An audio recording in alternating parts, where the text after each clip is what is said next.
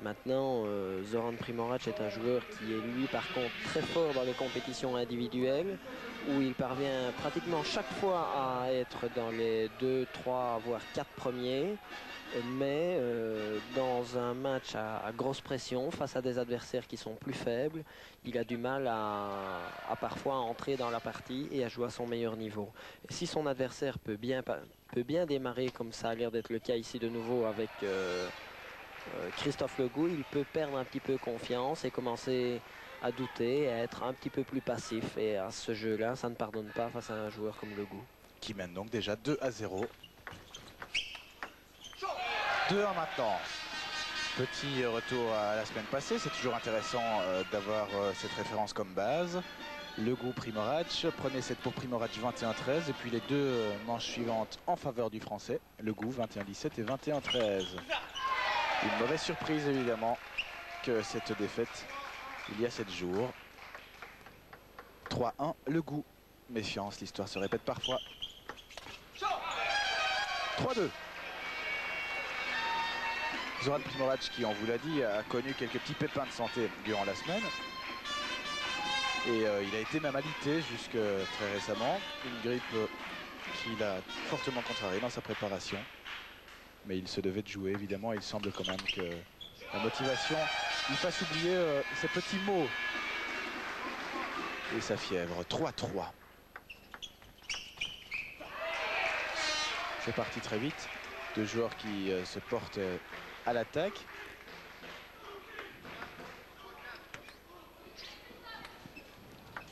Et de la revanche dans l'air aussi pour Zoran Primorac. 4 partout. Legout, vous l'avez joué à quelques reprises, je présume, Philippe? Pas tellement, je ne l'ai jamais joué qu'une seule fois sur le plan international. C'était l'année passée en Ligue européenne. J'avais gagné relativement facilement, mais il a fait de gros progrès depuis. Et Primorac qui part de l'avant, 5-4, il l'amène un tout petit peu. Et c'est dehors. Mais je connais bien Christophe Legout parce que nous avons été partenaires à Cestas Bordeaux pendant 3 saisons. Vous avez joué effectivement dans le sud-ouest français, un bon souvenir je présume? Oui, tout à fait. On avait une excellente équipe avec Nicolas Châtelain qui est également international, Christophe Legout et moi-même. Il faut pouvoir voyager quand on est pongiste.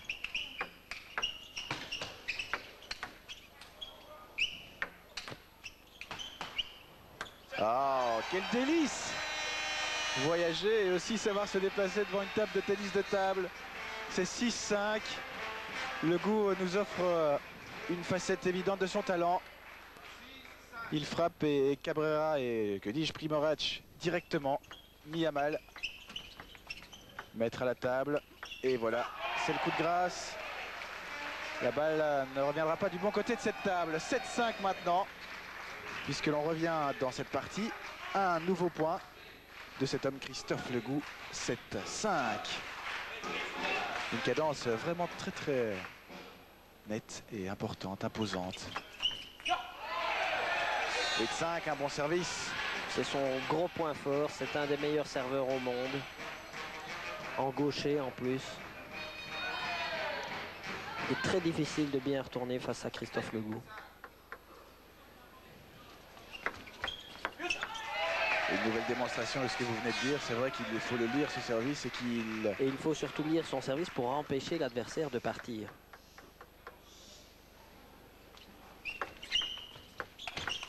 Vous voyez, un bon service. Primorac n'a pas été gêné directement par l'effet, mais Legout a une balle pour bien partir derrière. Et ses points, il fait ses 5 points de service une nouvelle fois. Puisque c'était 5-5. Primorac a intérêt à faire quelques points sur sa propre mise en jeu. Vous voyez, effectivement, il remet le service, mais ça ne suffit pas encore. Primorac qui loupe complètement, lui, sa livrée. Elle est partie à côté de la table, mystérieusement. Un problème de réglage. On vous le dit, ça se joue à quelques millimètres près.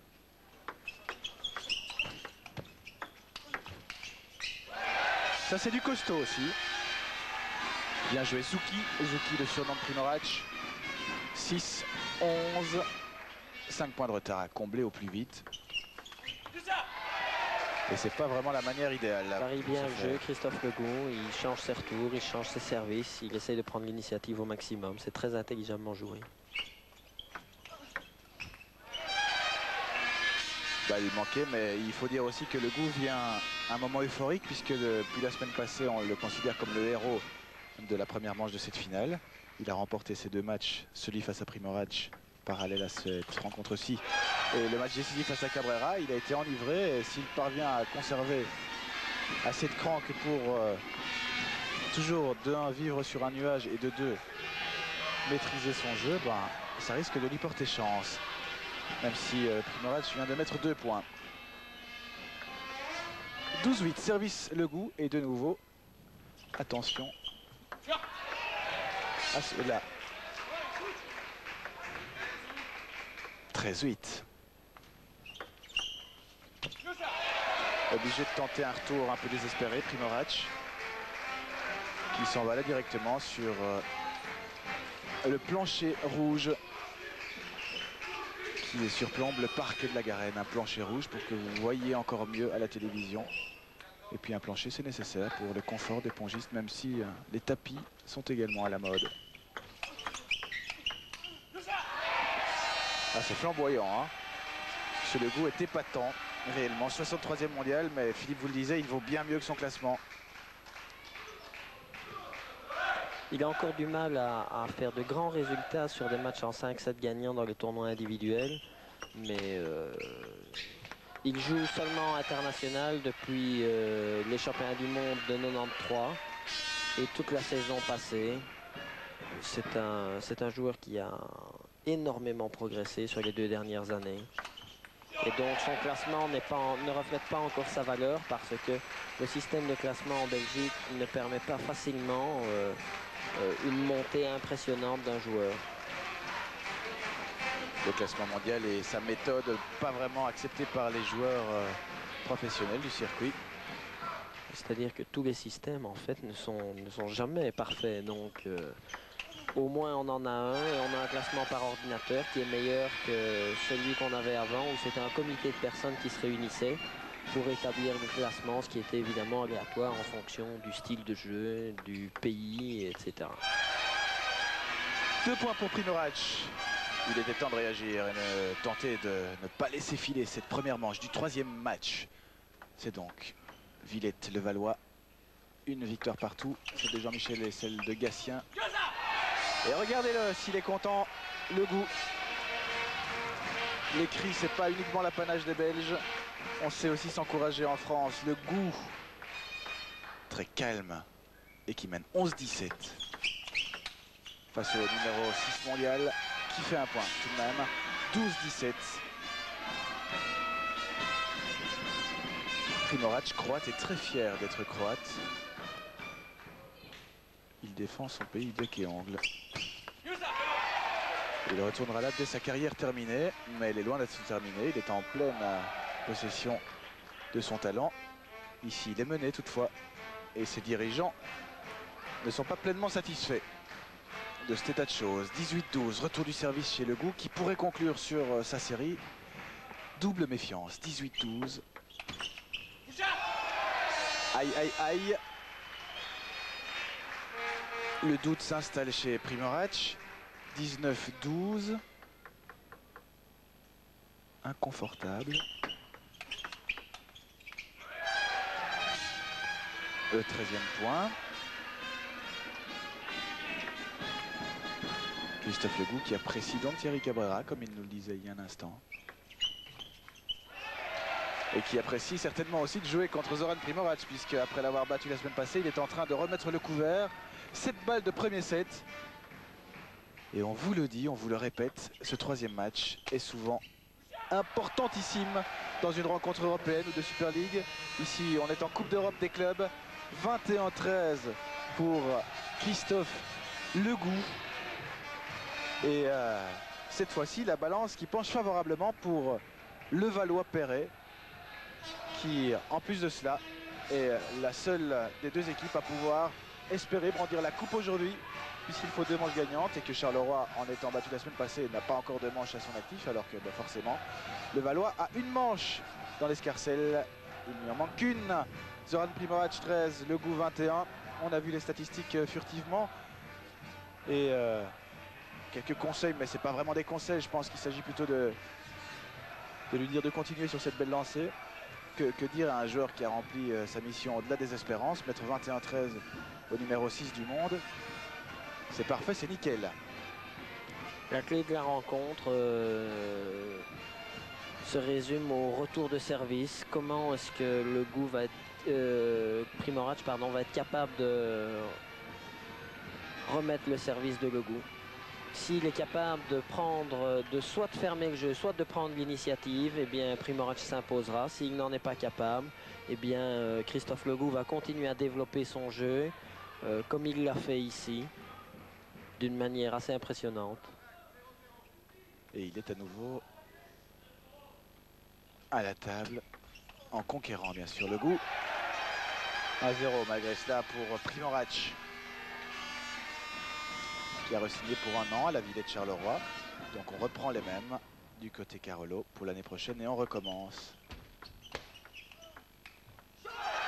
Voilà un bon départ. Et ouais, c'est bien, Zoran, 2-0.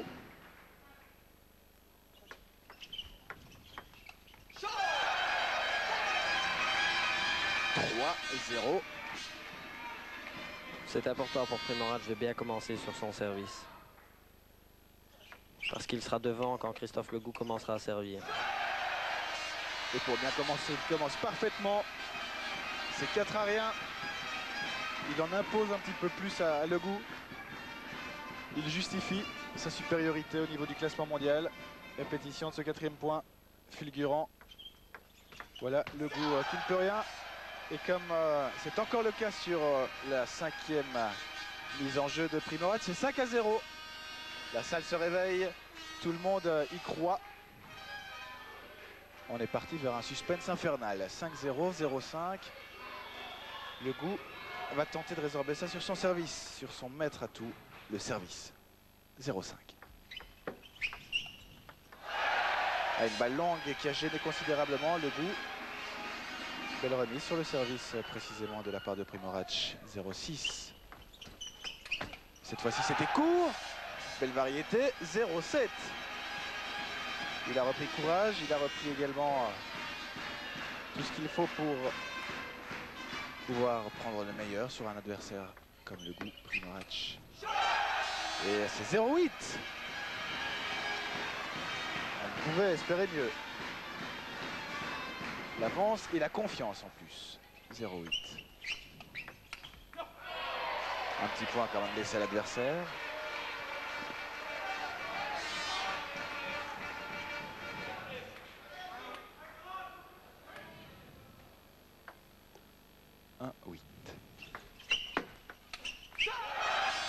Et 1-9. 1-9. 9-1. Primorac retrouve le service. Le Gou un petit peu plus dans les doutes.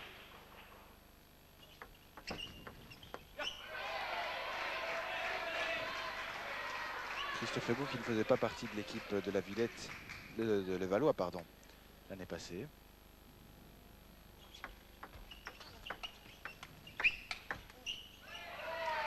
Il met un 3e point.